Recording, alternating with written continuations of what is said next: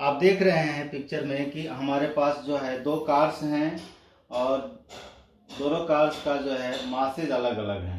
एक big car है और एक स्मॉल कार है और दोनों कार जो है एक सर्कुलर पाथ में जो है मूव कर रही हैं। ठीक है, दोनों कार सर्कुलर पाथ में मूव कर रही हैं। तो और दोनों जो सर्कुलर पाथ है इनके रेडियस अलग अलग है। ठीक है, तो आपको इस पर प्रॉब्लम पूछता है, प्रैक्टिकल प्रॉब्लम पूछता है कि जब दो कार जो है डिफरेंट मास की मूव कर रही हैं तो और डिफरेंट सर्कुलर पाथ में मूव कर रही हैं और दोनों ही कार इस तरह से मूव कर रही हैं कि एक सेम टाइम में उनका वन कंप्लीट जो है रिवॉल्यूशन हो जा रहा है, पूरा जो है कंप्लीट जो है सर्किल हो जा रहा है सेम टाइम में। तो आपको बताना है कि फिर उनके एक्सीलरेशन में क्या रिलेशन है। तो आपको इस क्वेश्चन में आपको क्या निकालना है, उनके ratio of the centimetre acceleration. तो हमने जो वीडियो में देखा कि दो सर्कल्स हैं, हम सर्कल्स ले लेते हैं। यहाँ पर आपको देखिए सर्कल्स ले लिया ये। तो हमारे पास जो है टू सर्कल्स है, नॉट नेसेसरली कॉन्सेंट्रिक सर्कल्स। हमने एक जगह बना दिया कि स्पेस कम लगे। तो हमारे पास जो है मान लीजिए ये सेंटर है, ठीक है, ये हमारे पास सेंटर है सर्कल का। तो टू सर्कल्स, तो cars are moving on one circle here. Let the radius of the circle of car having mass m1 is r1 and another circle's radius is r2, and the car which is moving on this circle is having the mass m2. so this is the representation of the problem. ठीक है, अब आपके पास जो है late a1 and a2 are centripetal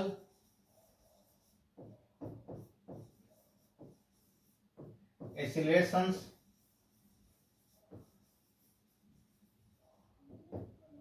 of cars having masses m1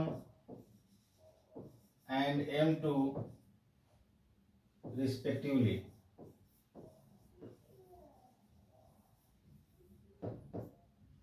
तो इनका जो है हमने मान लिया कि एक्सीलरेशन a1 एंड a2 है।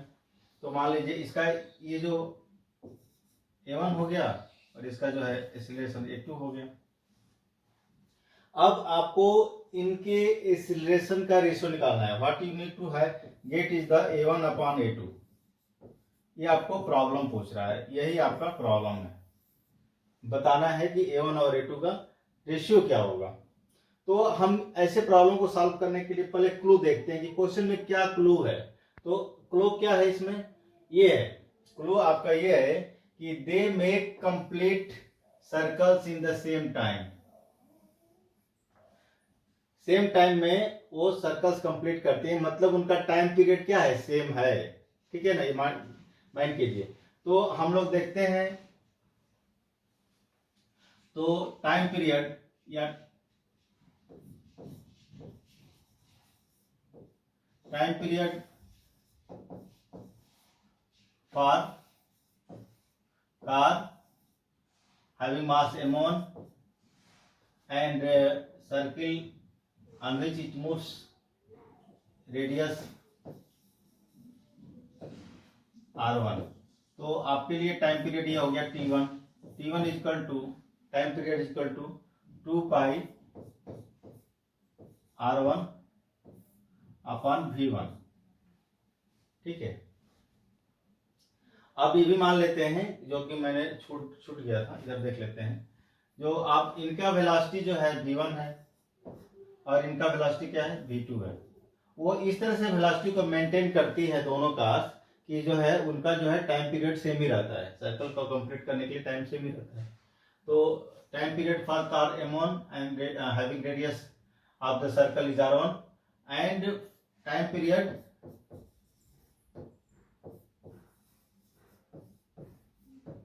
For car m2 moving on the circle having radius r2, r2, तो ये क्या हो जाएगा t2, t2 is equal to 2 pi r2 upon v2. So v1 and v2 are the velocity of the cars and these are in such a way that they complete the one complete circles or revolution in the same time. That means it is given that t1 is equal to t2 is equal to t, same time में करती हैं. और इसका मतलब हुआ this implies that आपका जो ये फार्मूला है 2 pi r1 upon v1 is equal to 2 pi r2 upon v2. ये आपका क्या है, यही क्लू है, यही कंडीशन है which will help you in solving the problem. So this gives that 2 pi r1 upon v1 is equal to 2 pi r2 upon v2. This gives that v1 upon v2 is equal to r1 upon r2. तो हमें इस expression से एक relation निकल गया v1 v2 r1 r2 में, ठीक है. And now we will use the formula for centripetal acceleration. So we know that acceleration is given by a is equal to v square by r. ये आपका relationship होता है. So using this you know we can get a1 is equal to v1 square upon r1 and a2 is equal to v2 square upon r2. ठीक है. Now from this two expression a1 upon a2 can be calculated. So we get v1 square upon r1 upon v2 square upon r2.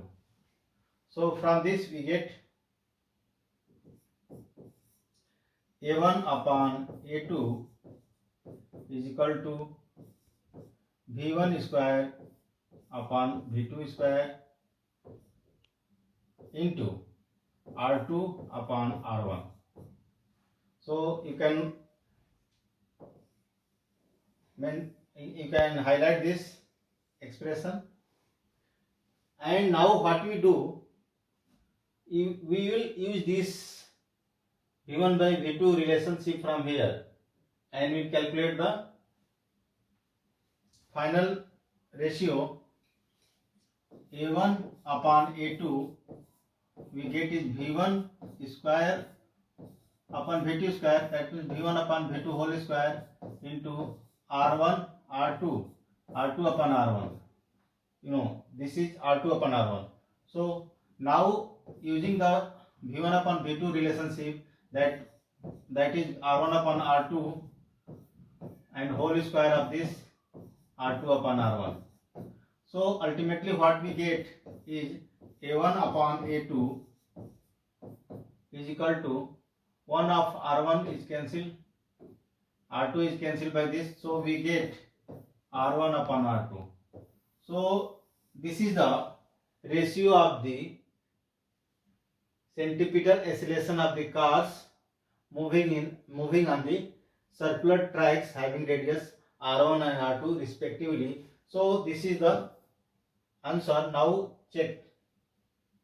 So r1 upon r2, so ratio of their acceleration is r1 upon r2. So option 3 is correct.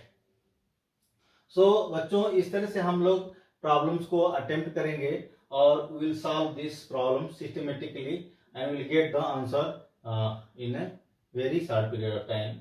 So I hope that this explanation will help you.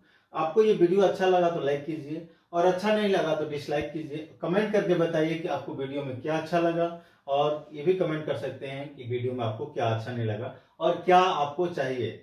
If you need any further assistance और help, any explanation related to particular topic, so you can comment in the on the video. Okay, thank you.